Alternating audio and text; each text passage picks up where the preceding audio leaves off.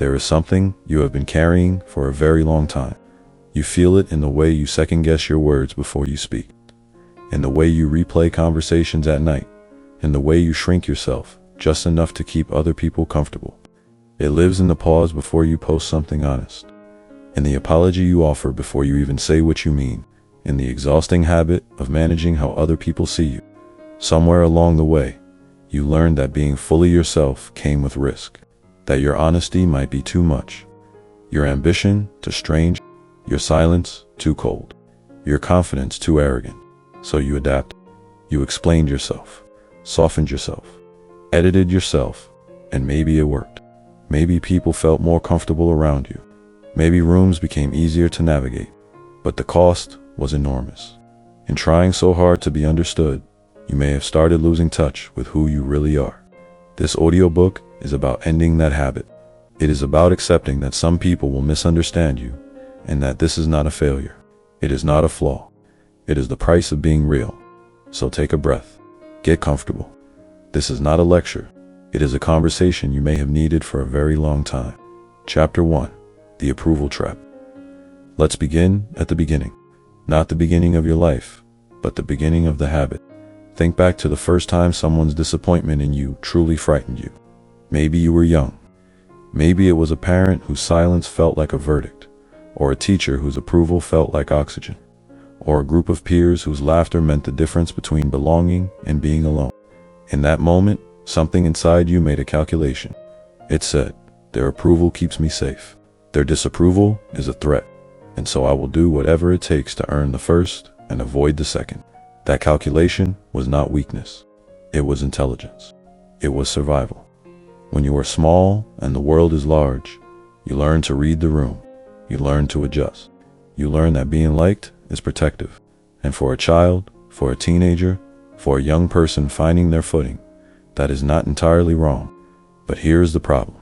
Most people never update that calculation. They carry it into adulthood unchanged, as if the stakes are still the same, as if the disapproval of a coworker carries the same existential weight as the disapproval of a parent once did, as if a stranger's misreading of your intentions is as dangerous now as social rejection felt at 15. The approval trap is not a cage someone locked you in. It is a habit of mind, and like any habit of mind, it runs automatically beneath the surface, before you even choose. It is the reason you soften your truth in conversations with people who would not change their opinion of you anyway. It is the reason you explain your choices to people who did not ask for an explanation. It is the reason you feel vaguely anxious after interactions, scanning them for signs of disapproval the way a radar scans for storms. And the trap has a particular cruelty to it, because the more you seek approval, the less you actually feel it. Every reassurance you receive creates a temporary relief, but the underlying anxiety remains because you have not actually solved the problem. You have only soothed it. The hunger returns, and so you seek again, and the cycle deepens. There is a word for this in psychology, though we do not need the jargon to understand it. The need for approval is, at its core, a need for proof. Proof that you are acceptable. Proof that you are enough. Proof that you are safe to be in the world as you are. But here is the terrible irony. No amount of external proof will ever satisfy that need, because the need is not really about other people's opinions. It is about your own. And until you provide that proof to yourself, no number of compliments, likes, affirmations, or approving glances will fill the gap. This is where the journey begins, not in changing how other people see you, but in changing how deeply you need them to. Chapter 2. The Cost of Being Understood. We live in a time that celebrates being understood. Be authentic, they say. Be vulnerable. Share your story. And there is something beautiful in that, something genuinely healing about being seen clearly by another person, about having your experience reflected back to you with compassion and recognition. But there is a shadow side to that culture, and the shadow is this. We have started to believe that being misunderstood is a problem to be solved, that if someone does not understand us, we have failed to communicate, that we need to explain more, share more, be more transparent, more available, more open, until finally, they get it. What nobody tells you is that some people will never get it, not because you have explained poorly, not because you are too complex or too flawed or too difficult, but because understanding requires a willingness that not everyone has. It requires someone to step outside their own framework, their own assumptions, their own history, and genuinely engage with yours. And many people, for their own reasons, are not able or willing to do that. And here is something even harder to sit with. Some people's understanding of you will always be filtered through what they need you to be. A parent who needs you to stay small will always misread your growth as arrogance. A friend who is afraid of change will always interpret your evolution as abandonment. A person who has never questioned their own assumptions will always see your depth as pretension. They are not seeing you. They are seeing the version of you that fits the story they are already telling. You cannot educate someone out of a narrative they are emotionally invested in. You simply cannot. And every time you try, every time you offer another explanation, another clarification, another piece of evidence for who you really are, you give them more material to work with, and you give yourself more disappointment to absorb, because they will take your openness and shape it to fit what they already believe. The cost of constantly seeking to be understood is not just emotional exhaustion, though it is certainly that. The deeper cost is this: you begin to understand yourself less.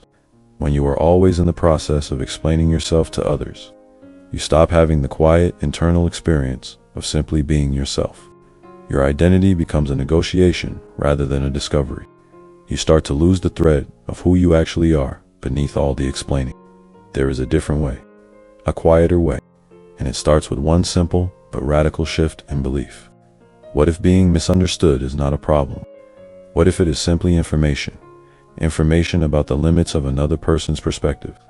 Information that has nothing to do with your worth or your truth.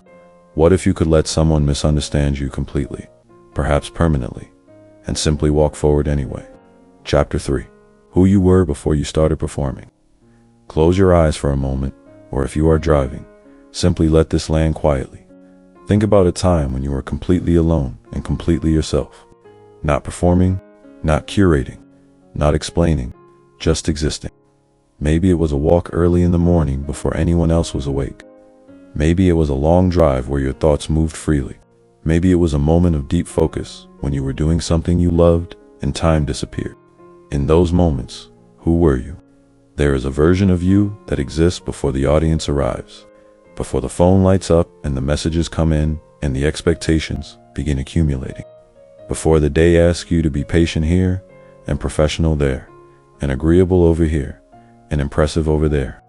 There is a version of you that is quiet and complete, and not particularly concerned with whether it is being perceived correctly. That version is not the primitive, unfinished draft of yourself. It is not the rough sketch that needs the approval of others to become real. It is, in fact, the most accurate version of you that exists. It is the one that knows what it actually thinks. It is the one that feels things clearly, without the noise of performance. It is the one that would make decisions easily if no one were watching.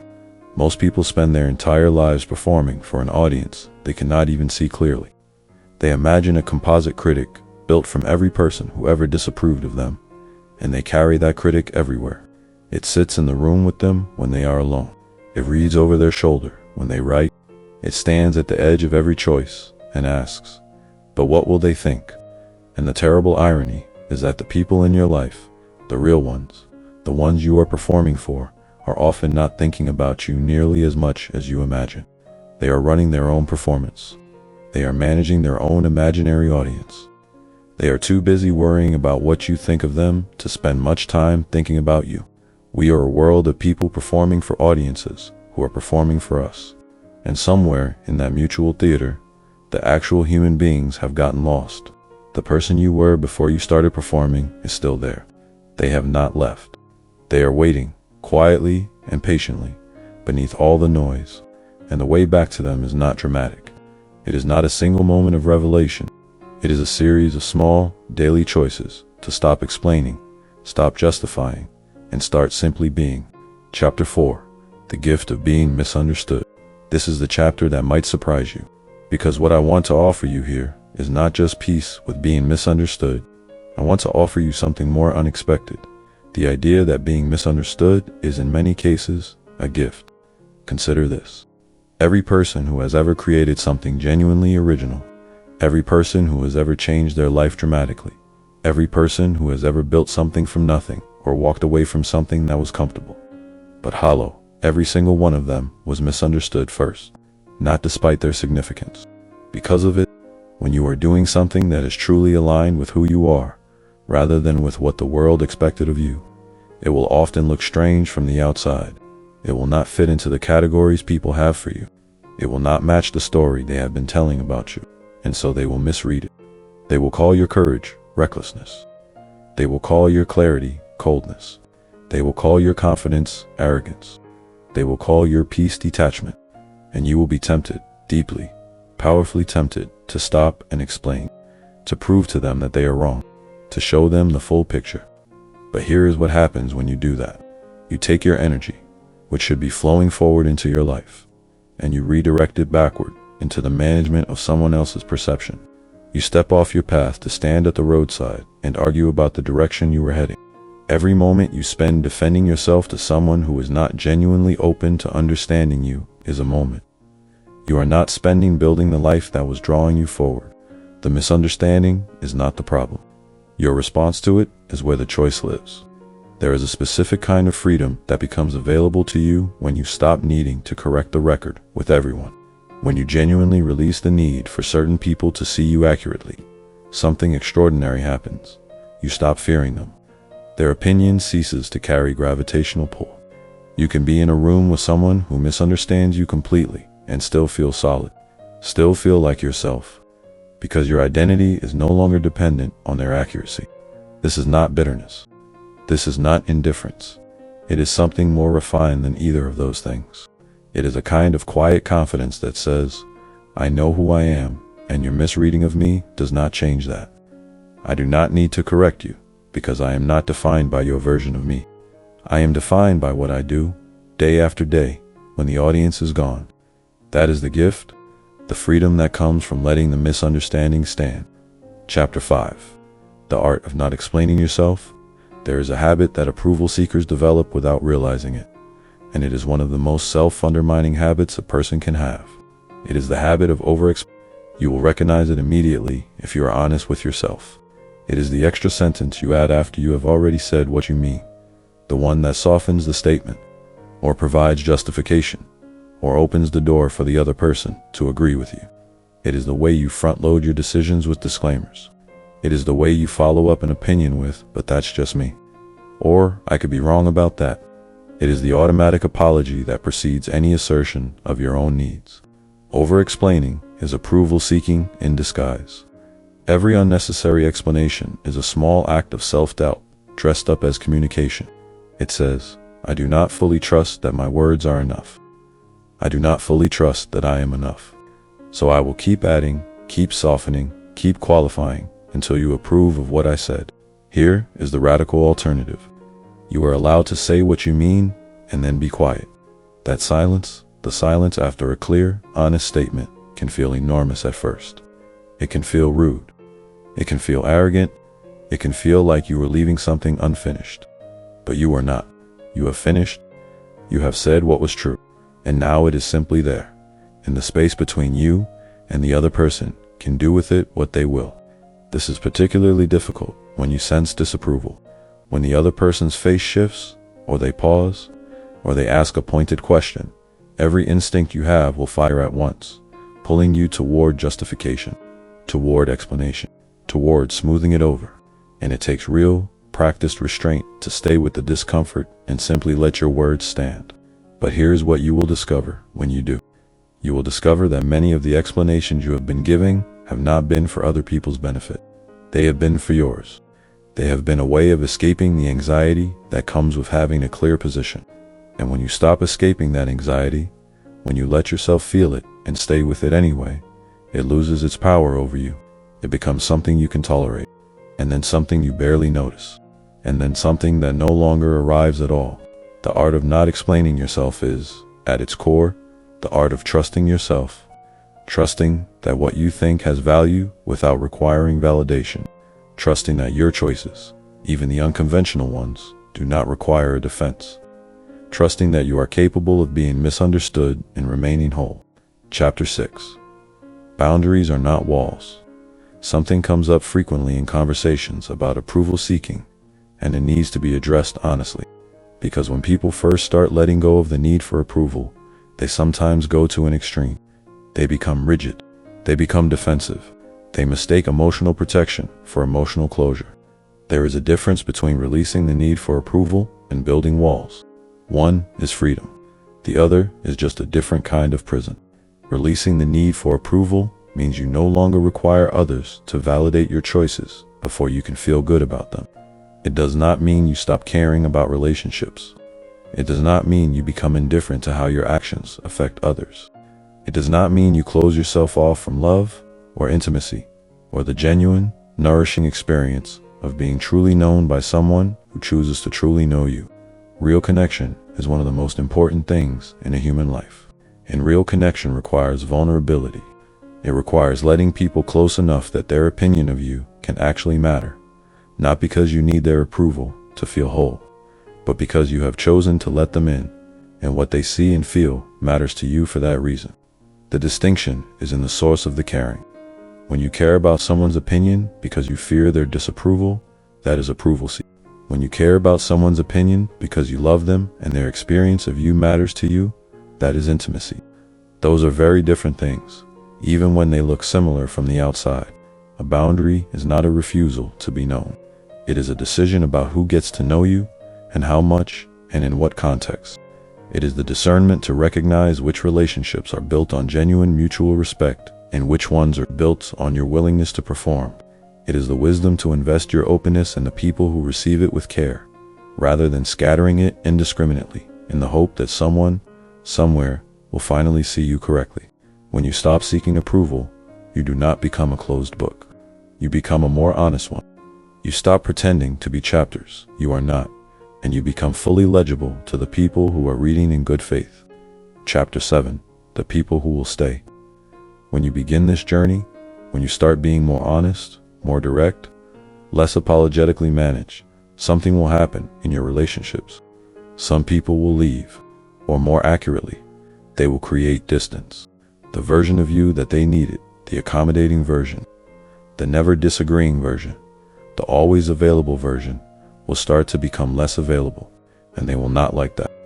This is painful. There is no honest way to describe it that makes it easy.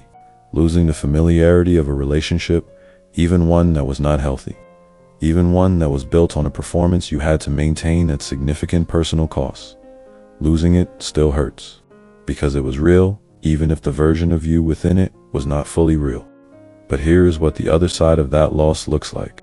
When you stop performing, when you stop managing your image, when you let yourself be misunderstood by the people who needed a different version of you, the people who actually see you begin to step forward. Not all at once, slowly, quietly, but they come. They are the ones who feel easier, somehow. The ones with whom conversation does not require the careful management of every word. The ones who seem to like you more when you are direct rather than when you are diplomatic. The ones who find your honesty refreshing rather than threatening. The ones who ask follow-up questions about what you actually think, not as a challenge, but out of genuine curiosity. These people have always existed in your life, probably, but you may not have been fully present in those relationships, because you were too busy performing for the people who needed the performance. You were spending your best energy on the relationships that required the most management, and giving the rest to the ones that actually nourished you. This is one of the quiet gifts of releasing approval. See, your time and energy naturally begin to redistribute. The relationships that required you to be someone you are not begin to take up less space, and the relationships where you can simply be yourself begin to fill that space instead. And with those people, being misunderstood is not really a concern, because they are not looking for a particular version of you. They are looking for you, and that is an entirely different relationship. Chapter 8. Rebuilding your inner foundation. Everything we have been talking about, the approval trap, the cost of being understood, the gift of misunderstanding, the art of not explaining, all of it rests on something more foundational, and that foundation is your relationship with yourself. Because here is the truth at the center of everything. You cannot stop seeking approval from others until you have learned to give something to yourself, something that you have been asking other people to provide, without even fully realizing that is what you were asking for. That something is this: the experience of being enough, not conditionally enough. Not enough once you have achieved this thing, or fixed that thing, or earned the approval of this person, or proved yourself in that situation. Simply enough, as you are, right now, in this moment, with all the unfinished edges and unresolved questions and quiet failures and slow progress and the mix of things you are proud of and things you are still working on. This is not toxic positivity. This is not a performance of self-love. It is something quieter and more honest than that. It is the recognition that your worth as a human being is not a variable that changes based on other people's assessments. It is not something you earn through accomplishment or likability or good behavior. It is simply there, constant, beneath all the noise, not because you have done something to deserve it, but because you are here and you are alive. And that is the beginning and the end of the conversation. Rebuilding your inner foundation means returning to that recognition again and again. Not once, not in a single breakthrough moment, but daily. In the quiet moments before the performance begins. In the moments when you feel the pull toward explaining yourself and you choose, instead, to stay silent and trust what you said. In the moments when someone misunderstands you, and you feel the ache of it, and you breathe through it, and you do not collapse. It is built in small acts of saying what you actually think in a lustig conversation, just to practice. Making a decision based on what you want, rather than what will generate the least criticism. Sitting with someone's disappointment in you without rushing to fix it. Spending an evening in your own company without the distraction of other people's validation. These are small things, but they compound. Day by day, they build something in you that no amount of external approval ever could. A genuine, self-generated sense of security. A knowing that is yours, that no misunderstanding can take away. Chapter 9. The Long Game. We live in a world that loves fast transformation. The before and after story. The single decision that changed everything. The morning routine that made someone's life completely different in 30 days. And there is a place for urgency. There is a place for decisive action. But the kind of transformation we are talking about here, the deep, cellular shift from living for other people's approval to living from your own internal compass. This is not a fast transformation. It is a long game. And you need to know that, because if you expect it to happen quickly, you will misread your own progress and give up too soon. You will have days where it feels complete, where you move through the world with an effortless solidity, where other people's opinions of you feel genuinely neutral, where you speak your truth without anxiety and let the chips fall. On those days you will think, I have it now. I understand. I am free. And then something will happen. Someone close to you will misunderstand something important. Someone whose opinion you care about will get the story wrong. Someone will say something that strikes right at the center of an old wound. And you will feel, suddenly and powerfully, the old pull, the urgency to explain, to correct, to seek the reassurance that you are actually okay. And in that moment, you will be tempted to think that you have failed, that the progress you thought you had made was an illusion, that you are back at the beginning. You are not. This is not regression. This is the long game. Because the difference between where you are and where you started is not that you no longer feel the pull. It is that you now recognize it for what it is. You see it coming. You can name it. And in the naming, you create a space. A small but real space between the feeling and the response. And in that space, you have a choice that you did not have before. That is what the long game looks like. Not the elimination of the old pattern. The gradual widening of the space between trigger and response. Until one day, that space is wide enough that you can stand in it comfortably, feel the pull, and choose to walk forward anyway. Chapter 10. What freedom actually feels like. I want to describe something to you, not as a goal to achieve, but as a reality to recognize, because you have already tasted it. You know what this feels like? You just may not have had a name for it. There are moments, the ones, where you felt completely unapologetic about who you are, where you made a decision that mattered to you and it felt clean and clear and solid. And it did not really occur to you to worry about what someone else would think, where you said something honest and felt the rightness of it settle into your chest, where you spent time exactly how you wanted to spend it, and there was no guilt, no second guessing, no performance. Those moments are not accidents. They are not luck. They are glimpses of what it feels like to live without the burden of constant approval seeking. And they are available to you, not just occasionally, not just in peak moments or when circumstances align, but as a way of living. Freedom, in this context, does not feel like defiance.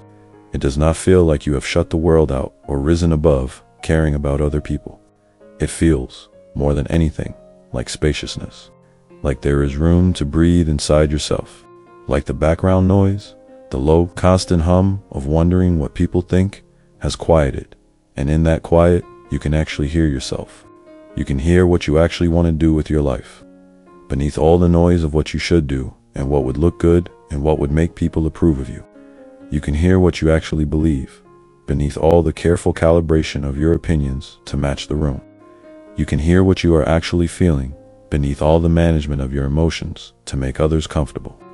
That hearing, that quiet, clear, internal signal is the whole point.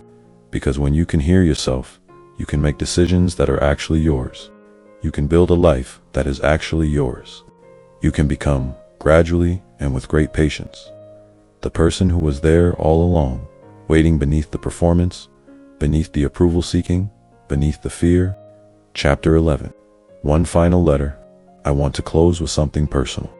Not personal to me, but personal to you. Because this audiobook was never really about the ideas. Though I hope the ideas have been useful. It was always about you, specifically. About the particular weight you have been carrying. About the particular freedom that is waiting for you on the other side. So consider this a letter, written to the version of you that is still waiting for permission. Permission from someone, anyone, to be exactly who you are without apology. I want to tell you something directly. You do not need that permission. You never did. Every version of yourself that you have tried to be for other people's comfort, every smile you gave when you did not feel it, every opinion you softened to avoid conflict, every dream you kept quiet because you feared being misunderstood, none of that was you. That was the performance. And the performance was exhausting. And it was generous in a way that was not actually generous, because it cost you something too precious to spend on people's comfort. What you have to offer the world is not a carefully managed version of yourself. It is not a curated highlight reel or a diplomatic summary. It is the full, strange, unfinished, deeply particular experience of being you, with your specific history and your specific perspective and your specific way of seeing things. That is rare. That is valuable. Not despite its edges, but including them. The people who deserve to be close to you will find their way to the real you. They will not need a performance. They will not need you to explain yourself.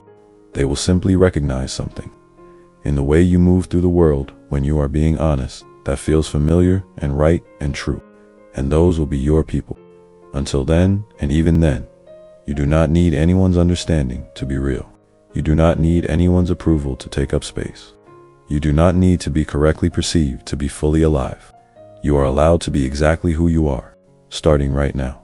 In this moment, without explanation, let them misunderstand you. Let the story they tell about you be theirs. Yours is the one you are living quietly, powerfully, and without permission from anyone. And that story, when you finally commit to it fully, will be the most extraordinary one you have ever read. Closing narration. You have reached the end of this journey. But the journey, as you know, does not end here. It continues tomorrow morning, when the day arrives with its particular demands and expectations. It continues in the next conversation where you feel the pull to explain. It continues in every quiet moment where you choose yourself over the performance. Take what served you from today. Leave what did not. And remember the version of you that exists before the audience arrives. That person is enough. They have always been enough. Go live as them.